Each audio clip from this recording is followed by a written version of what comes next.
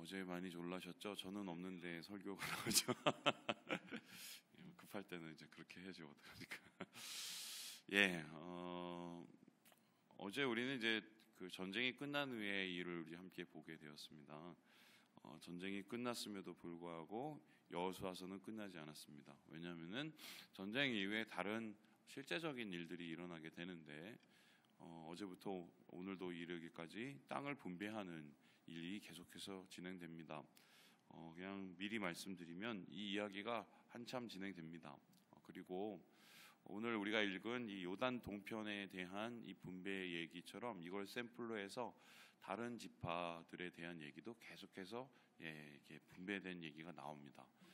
그런데 흥미로운 것은 뭐 흥미로울지 잘 모르시겠지만 이 지역이 쫙 나열되잖아요. 그리고 그 지역에서 있었던 뭐 왕들의 이름도 나오고 또 그 족장들의 이름들도 다 나오는데 이게 정확하게 어딘지 잘 모릅니다. 그래서 사실 이 말씀을 읽었을 때 이것은 일종의 각 지파의 그 당시에 뭐 땅 문서와 같은 계약서와 같은 것일 수 있었고, 그래서 그만큼 중요한 것일 수 있겠지만 사실 뭐 현대에 와서 이것을 보면 고고학적 자료가 될지는 모르겠으나 이게 도대체 어디에 붙었는지 어느 정도인지 사실은 잘 알 수가 없는 상황입니다. 그러나 이제 뭐 여러 가지의 상황을 가지고 추측을 해본 경우는 이 요단강 동편의 땅의 분배는 이 다음 그림과 같았을 것이다. 보여주시죠. 이 정도인데요. 여기 보는 것처럼 이제 중간에 쫙 이렇게 강이 흐르죠. 저 강이 이제 요단강입니다. 그리고 요단강의 서편 지구가 지금 이스라엘이라고 하는 나라, 팔레스타인 나라의 그 중심이고요. 그리고 지금 소개되고 있는 요단의 동편은 저기 동그라미에 들어간 저 세 지파의 분배 지역은 사실 지금은 요르단에 이제 가깝습니다. 그래서 저 땅은 이제 요르단이고 여행을 가더라도 저기 이제 뭐 페트라니 뭐 이런 요르단이 다 이렇게 있어요. 강을 기점으로 동편과 서편으로 나누어지는데 흥미로운 것은 이 동편의 땅은 저기 보시다시피요 목초지에 가깝습니다. 사실은 이스라엘 가면은 정말 이 조그만 나라 경상도 정도밖에 안 되는 나라에 여러분 사막도 있고요, 울창한 숲도 있고요, 계곡도 있고요, 그리고 심지어는 눈도 있습니다. 간혹 가다가 그러니까 이게 어떻게 이 조그만 땅에 이런 일이 있을까 싶은데 우리나라를 그냥 합쳐 넣어서 아주 집약한 듯한 그런 땅덩어리예요. 이제 그 중에서 특별히 요단 동편은 사실 양 키우기가 좋은 목초지. 근데 이곳에 맨 처음에 도착했었을 때 모세와 함께 이곳을 점령하지 않습니까? 그때 여기서 보는 르우벤 지파, 갓 지파, 그리고 므낫세의 절반의 지파가 모세에게 제안을 합니다. 우리가 여기서 좀 지냈으면 좋겠다고. 앞으로 우리는 여기서 양 키우기가 너무 좋으니까 이 땅을 달라고 이제 얘기를 하죠. 그때 모세가 무엇을 전제로 주냐면 그럼 좋은데 너희들이 여기서 주저앉아서 요단강을 건너서 당장 너희들의 형제 자매들은 싸워야 되는데 손 놓고 있는 건 아니니 땅을 줄 테니 대신에 요단강을 건너서 정복 전쟁을 할 때 제일 선봉에 제일 앞에 서서 싸워라. 그럴 생각이 있느냐라고 물어보고 거기에 대해서 이 사람들이 다 아멘, 예스를 한 다음에 이 땅을 이제 분배하게 됩니다. 근데 마틴 우리가 이렇게 딱 들으면은 우리 생각에는 이 사람들은 그러면 하나님께서 주신 약속의 땅에서 벗어나 있었나? 이런 생각을 가질 수가 있는데 사실은 이 땅을 제일 처음에 하나님으로부터 보장받은 사람이 누구냐면은 아브라함이잖아요. 근데 아브라함이 하나님 앞에 받은 땅은 사실은 요단 서편의 땅만은 아닙니다. 그때 하나님께서 보이시는 모든 땅들은 사실 요단 동편에 해당되는 모든 땅까지 포함되는 땅이에요. 사실 이거보다 좀 더 넓습니다. 이제 그래서 하나님께서 약속하신 바를 지키시는 과정 속에서 이 요단 동편에도 허락하셔서 그곳에 두 지파 반을 배치시고 시키시고 하나님께서 그곳에서 터전을 마련하게 해주셨다. 이렇게 생각하면 되겠습니다. 그런데 이 땅을 하나님께서는 어떻게 나눠 주셨을까? 여기에 이 땅을 분배하는 원리가 나타나 있는데요. 우리 함께 15절의 말씀을 같이 한번 읽어보도록 하겠습니다. 시작. 모세가 루벤 자손의 지파에게 그들의 가족을 따라서 기업을 주었으니. 루벤 자손, 이 자손에게 땅을 줄 때 뭐에 따라서 줬다고 얘기합니까? 그의 가족. 그러니까 여기서 말하는 가족 단위라는 것은 각 지파는 성을 뜻한다면 그 성 밑에 이제 한마디로 무슨 파가 있겠죠. 오히려 따지면은 뭐 너 어디 본이야, 본관이 어디야라고 했을 때 뭐 저는 이제 무한박씨 무의공파인데요. 이제 파 뭐 이런 게 있지 않습니까? 그리고 그 무의공파 안에서도 어디 출신이야가 있는데 저희는 전라도 무안에도 살고 계신다고 들었고요. 저희 본가는 거기가 아니라 이제 경상북도에 있는 영덕 지역에 있는 데입니다. 그래서 이게 또 무한박씨 무의공파도 이렇게 퍼져 있어요. 근데 이런 것처럼 이스라엘 백성 중에 루벤 지파도 그 밑에 보면은 각 사람들의 이제 집계들이 있겠죠. 그리고 가족들이 있단 말입니다. 그러면은 어떤 의미가 되냐? 가족들끼리 한 그 집성끼리 그것을 부여받았는데 루벤 지파에서 인구가 많고 가족이 많으면 갓 지파보다 어떻게 해요? 더 많이 분배를 받게 된 거죠. 반면에 므낫세 지파가 갓 지파보다 훨씬 더 많으면 므낫세 지파가 더 많은 땅을 부여받게 되는 겁니다. 그래서 그 의미에서 이제 공평하다고 얘기할 수 있고요. 뿐만 아니라 어떤 땅은 보면은 굉장히 크게 하나님께서 주실 때가 있습니다. 예를 들어서 유다 같은 경우는 이스라엘의 거의 3분의 1에 해당하는 땅을 하나님께서 남부에 줘요. 그러면은 우리가 생각할 때 하나님이 유다 족속을 너무 사랑하시는구나. 그래서 예수님을 저기서 태어나게 하셨구나 하면서 하나님의 편애를 이렇게 생각할 수 있거든요. 그런데 아마 유다 지파는 그 얘기를 들으면 승질이 날 가능성이 많습니다. 왜냐하면 별로 쓸 땅이 없어요. 그 땅이 다 뭐냐면은 네게부 사막입니다. 광야예요. 그래서 사실은 좀 땅이 넓게 받았다는 것은 쓸만한 땅이 그만큼 적다는 것이고요. 쓸 땅, 보호할 땅, 그리고 자기가 활용할 땅, 그 땅의 형질에 따라서도 고르게 분포를 시키고 분배를 해줬다. 이렇게 하면 되겠습니다. 그래서 하나님께서는 공평하게 땅을 분배하시며 이 땅 가운데 하나님의 백성들을 정착하게 만드시는 그 얘기가 첫 번째 이 땅의 분배의 원리다. 이렇게 볼 수가 있습니다. 두 번째로 우리가 볼만한 것들이 있는데요. 무엇이냐면요. 우리 함께 33절의 말씀을 같이 한번 읽어보도록 하겠습니다. 33절입니다. 시작. 오직 레위 지파에게는 모세가 기업을 주지 아니하였으니 이는 그들에게 말씀하신 것과 같이 이스라엘의 하나님 여호와께서 그들의 기업이 되심이었더라. 그러니까 하나님께서 요단 동편의 갓 지파, 루벤 지파, 므낫세의 절반 지파에게 주셨는데 그 절반 지파에 주실 때 그들만 따로 딱딱딱 떼어줘서 끝나는 것이 아니라 거기에 누구를 배치시켰습니까? 레위 자손들도 같이 배치를 시킵니다. 그러면 레위 자손들은 어떻게 되느냐? 12개의 땅에 전부 다 가 있습니다. 거기에서 성읍을 받았어요. 그러니까 그들의 터전을 받고 실질적으로 그들이 살 수 있는, 그리고 그곳에서 그들이 머물 수 있는 일종의 집을 받은 겁니다. 땅을 받지 못했어요. 왜? 그러면은 하나님께서 물론 뭐 그들의 중심인 성막과 성전이 있는 뭐 이런 곳에 레위 자손들이 제일 많았겠지만 그 레위 자손을 왜 전국에 골고루 분포돼서 그곳에 가서 살게 만들었을까? 쉽게 설명하면 이 레위 자손들은 일종의 하나님의 안테나 역할을 하는 사람들이었다고 보면 됩니다. 어떤 뜻이냐? 한 지파가 그 지파의 정체성을 잘 지키기 위해서는 뭐를 해야 됩니까? 신앙적인 공동체가 돼야 됩니다. 그래서 신앙적으로 벗어나지 않고 신앙적으로 그들의 마음을 잘 지켜내야 하나님 안에서 한 나라가 되고 또 하나님의 백성이 되게 되는 거죠. 그 역할을 담당했던 것이 누구다? 바로 레위 자손들이었습니다. 그래서 레위 자손들은 일종의 모든 이스라엘 전역에 파송이 되어서 그 파송된 지역에서 말씀을 공부하고 가르치고 그들의 신앙적인 삶을 도두고 도와주는 역할을 감당하게 된 겁니다. 그래서 레위 자손들이 그 땅 속에서 어떻게 살고 있느냐가 곧 그 지파의 영적인 상황과 상태를 나타내 주는 것이 되었습니다. 요거를 조금 확대해서 해석을 한다면 이런 거죠. 우리나라 교회, 우리나라의 상태를 볼 수 있는 지표죠. 무엇입니까?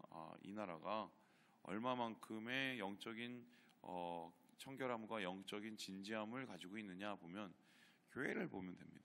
어디에나 교회가 있으니까요, 그죠? 그러면 한국 교회의 건강 상태를 보기 위해서는 무엇을 보면 됩니까? 리더십들을 보면 됩니다, 그죠? 그 리더십을 보기 위해서는 목사님들, 노회 뭐 이런 거 있으니까 그걸 잘 살펴보면 되겠죠. 뿐만 아니라 한국 교회의 미래를 어떻게 우리가 바라볼 수 있느냐? 뭐를 보면 되겠습니까? 신대원을 보면 됩니다. 그래서 제가 항상 고민하고 이것 때문에 심각하게 여러분에게 계속 말씀드리는 게 지금 참 우리나라 교회도 무너져 가지만 이 교회가 무너짐보다 더 심각하게 무너지고 있는 상황이 신학교예요. 그런데 이들이 어떻게 보면 각 지역의 각 교회를 섬기고 각 교회에서 열심히 사역을 하면서 하나님의 신앙을 지켜나가야 될 터인데 사실 그런 안목에서 지금 상황을 살펴보면은 그렇게 썩 좋은 상황은 절대로 아닙니다. 왜냐하면은 앞장서고 먼저 서고 하나님 앞에 먼저 무릎을 꿇어야 될 자들이 그 자리에서 온전히 그 사명을 감당해내지 못하면 사실은 그곳과 그 교회와 그 공동체와 그 나라의 미래 그 상황은 사실 뭐 뻔한 거죠. 그래서 하나님께서는 이런 영적인 안테나들을 각 지파에게 그 땅에 심어 두셔서 그것 속에서 마치 하나님의 은혜를 나누는 통로로 삼아 주셨다. 요 이야기를 보면은 이 땅 분배가 곧 굉장히 영적인 분배였다는 것을 알 수가 있게 됩니다. 자, 그런데요, 제일 중요한 것은 뭐냐면 이 땅의 전체적인 성격입니다. 요건 제가 앞으로 몇 번을 얘기할 수 있는데 여러분 제가 한번 질문해 보겠습니다. 이스라엘은 누구 땅입니까? 누구 땅일까요? 예? 자, 그러면 지금 루벤, 갓 한 번 더 보여주실까요? 저렇게 분배를 받았는데 저거 누구 땅입니까? 예? 하나님 땅이죠. 그러면은 루벤, 갓, 므낫세 저 사람들은 정확하게 말하면 뭐가 됩니까? 세입자가 되죠. 그 세입자를 조금 유식하고 또 좋은 말로 바꾸면 뭐라고 그럽니까? 그거를 청지기라고 그러죠. 그러면은 이스라엘 백성은 어떤 상황이냐? 이스라엘 백성은 하나님의 땅 위에서 세를 내고 사는 사람들입니다. 자기 소유가 아니에요. 그러면 이게 어떤 뜻이냐면 두 가지 의미예요. 이곳이 천국이 아닌 거예요. 머물다 가는 것이고, 그리고 이것에 그래서 욕심을 내면은 안 되는 거죠. 그래서 하나님께서는 하나님의 소유인 것을 정확하게 밝히는 몇 가지의 장치를 하는데 그 중에 하나가 뭐냐면 희년이에요. 희년. 희년이 뭡니까? 77이 49, 7년이 7번 지나면 어떤 일이 일어납니까? 리셋이 돼버려요. 어떻게 리셋이 되느냐? 각 지역의 각 지파에 따라서 각 가족에 따라서 이렇게 땅을 다 나눠줬지 않습니까? 근데 시간이 지나면은 어느 가족이 조금 더 땅을 많이 차지하거나 아니면 어느 사람은 뭐 하다 보니까 땅을 잃어버리고 이런 일이 실제적으로 일어날 수가 있어요. 그런데 77이 49가 되면 49년의 희년이 되면 어떤 일이 합니까? 도로 다 돌려줘야 돼요. 그럼 이제 어떻게 되냐면 그러면 땅을 어떻게 사고 팔았을까? 이게 궁금하시죠? 요거를 피지의 상황을 보면 그대로 볼 수 있습니다. 피지는 땅덩이가 좁고 그리고 사람이 살 수 있는 곳이 좀 제한적이기 때문에 피지 땅은 누구 땅인 줄 아십니까? 국가의 땅입니다. 그러면은 피지에 사는 사람들은 뭐 예를 들어서 토지와 혹은 뭐 이 전대라고 하나요? 뭐 이런 거 전답 이런 거를 어떻게 서로 이 팔고 사느냐? 소유권이 아니라 사용권을 사는 겁니다. 그래서 나라에서 사용권을 이렇게 허가를 해줘서 그거를 사용하게 만들어요. 50년이면 50년. 이제 보통은 자기가 죽고 나면은 이제 그걸 다시 나라에 귀속이 되거나 아니면 다른 식으로 이제 양도가 되게 됩니다. 이제 그러다 보면은 어떤 일이 일어나는 줄 아십니까? 사람들이 이 부동산에 정말 죽도록 목을 매지를 않습니다. 근데 이게 얼마나 중요하냐면 제가 그 얘기를 들었습니다. 우리나라에서 제일 땅땡이를 많이 갖고 있는 사람이 10대 기업 안에 드는 사람. 그래서 땅 장사에서 소리 말해서 돈 벌어서 근데 솔직히 말이 됩니까? 그 강남의 아파트 똑같이 생긴 아파트인데 다리만 하나 건너가면 그게 한 3배가 되고 여기서 이렇게 얘기하면 또 저거 빨갱이라고 얘기하면 뭐 어쩔 수 없어요. 근데 이게 성경의 얘기니까. 근데 솔직히 거기 강남이 그렇게 비싼 이유가 인프라가 잘 돼 있지 않습니다. 그렇죠? 그 인프라는 무슨 돈으로 한 거죠? 뭘로 만들었습니까? 그 인프라는? 국민 세금이에요. 그러니까 세금이 들어가서 그 땅이 그렇게 비싸진 거죠. 이제 그렇다면 이제 거기에 대해서 자기의 가치를 매기고 아파트에다가 몇십억씩 줘서 그거를 죽도록 사고, 저는 이건 정말 굉장히 기형적이라고 생각을 하는데요. 어느 나라나 보면 우리나라 역사를 보세요. 고려시대 왜 망했느냐? 고려 말기에 가장 그 권문세가들이 있었죠. 그 권문세가들이 한 짓이 뭡니까? 그 백성들에게 고리대금을 해서 한마디로 고리대를 했죠. 그걸 가지고 뭘 했느냐? 땅을 다 뺏었습니다. 그러니까 전 국토의 50%가 몇몇 귀족, 그 권문세가의 손에 다 잡혀 있었어요. 나머지는 완전히 노예로 전락이 돼버렸죠. 결국 그래서 그 지지 기반이 약해졌기 때문에 고려가 무너지게 된 거고, 이성계가 왕이 되면서 제일 먼저 한 게 뭐냐면 땅을 나눠줬어요, 다시. 그래서 이제 저는 고민을 해본 겁니다. 하나님께서 이렇게 이 전 국토를 하나님 거로 삼으신 거는 사실 하나님이 땅 욕심이 있어서 그런 게 아니라, 이렇게 이 땅에 얽매여서 살아가는 이스라엘 백성들의 모습을 하나님이 원하시지 않았기 때문에 그러거든요. 그래서 저는 이게 우리의 삶에 한번 적용을 해본다면, 뭐 저는 그 얘기를 아직도 잊을 수가 없는데, 저하고 이제 같이 어릴 때 지내왔던 한 분이 계셨었는데, 그분이 이제 선교에서 열심히 선교하고 이제 이뤘던 학생이었어요. 선배였죠, 선배. 근데 어느 날 이제 그 동창회 비슷하게 해서 이제 그분이 만났는데 얼굴이 달라진 겁니다. 사람이 뭔가 얼굴이 달라졌어요. 그래서 고친 게 아니라 그래서 이상해요. 그래서 왜 그랬나 했더니 이제 거기에 와서 동창회 같은 데 와서 막 이렇게 자기 자랑을 늘어놓는데, 이번에 내가 샀잖아 그러면서 그래서 뭐 어떤 걸 샀나 했더니 강남 언저리에 이제 화장실 2개 있는 집을 샀다고, 그거를 자랑을 한 50분을 내리 하는 걸 보고, 그분이 옛날 되게 신앙이 되게 좋으신 분이라고 저는 알았는데 왜 이렇게 경박해 보일까요? 모르겠어요. 열심히 해서 저는 집 사지 말라는 소리가 아니에요. 근데 거기에 목숨을 걸고 그게 전부인 것처럼, 그죠? 인생이 뭐냐면, 내 인생은 화장실 2개 있는 혹은 화장실 3개 있는 집으로 가는 게 내 인생의 목표고, 그 인생의 전부라면, 그게 우리가 인생에서 남기는 마지막이라면, 이게 하나님께서 땅 분배하는 이 얘기를 보면 좀 이렇게 초라해지지 않습니까? 솔직히, 그죠? 하나님께서 이렇게 청지기로 삼으신 것은 그게 중요하지 않으니까 그런 게 한 건데, 참 우리는 그 반대되는 삶을 살고 있죠. 그리고 한때 우리가 또 그걸 위해서 많이 기도했고요. 그렇게 기도를 해갖고 지금처럼 이렇게 된 겁니다. 교회가. 말씀을 마칩니다. 사랑하는 여러분, 주님 안에서 우리가 거해야 될 곳, 잠시 머물 곳은 이곳이지만 우리가 바라보며 살아야 될 곳은 이곳이 아니라는 것을 우리 한번 다시 기억하시고 주님의 땅 바라보시고 주님의 나라 바라보시면서 오늘을 뜻깊게 살아가시는 우리 형제 자매들 되시길 주님의 이름으로 축원합니다.